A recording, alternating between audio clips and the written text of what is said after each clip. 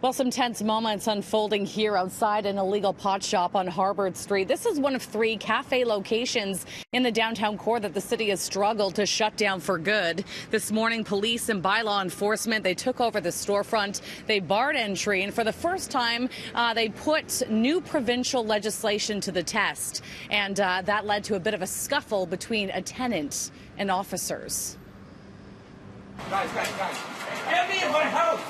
I want you just move upstairs. I want it in my house! How do you mean now? I want it! Our cameras captured a brief pushing match on the front steps of cafe. No, I want it in my house! Jeff Brody says he has nothing to do with the illegal pot shop but has been living above it for the past 2 years. Oh, do you have a separate entrance into your unit? So you have to go through cafe to get up to your unit? Yes. Brody was visibly emotional when officers arrived and asked him to leave. So the city is now the local tenant and owner of this property. I'm upset. This happened to me. It's the first time in Canada.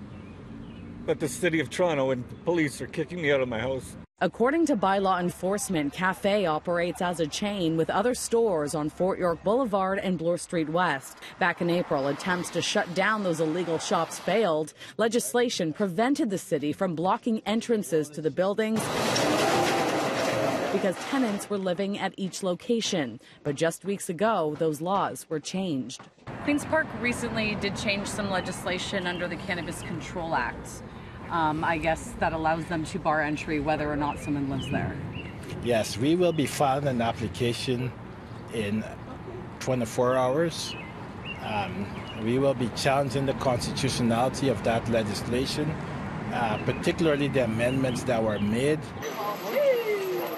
More than half a dozen plastic bags full of suspected edibles and dried marijuana were carried out of the illegal pot shop. A flatbed truck loaded with cement blocks was on standby. They were supposed to be stacked on Cafe's doorstep to help secure the premises, a recent tactic being used at other illegal dispensaries in the city to prevent the operators from breaking back in. But in this case, low-hanging wires created logistical issues. For now, the front door has been drilled shut. How many times now have police and bylaw tried to shut down the cafe chain? This will be the 4th time with the cafe locations. So once again, you can't guarantee that this business is shut down for good? At this moment, no, we cannot provide that assurances. We're not going away. We'll continue to carry out our enforcement authorities to achieve compliance.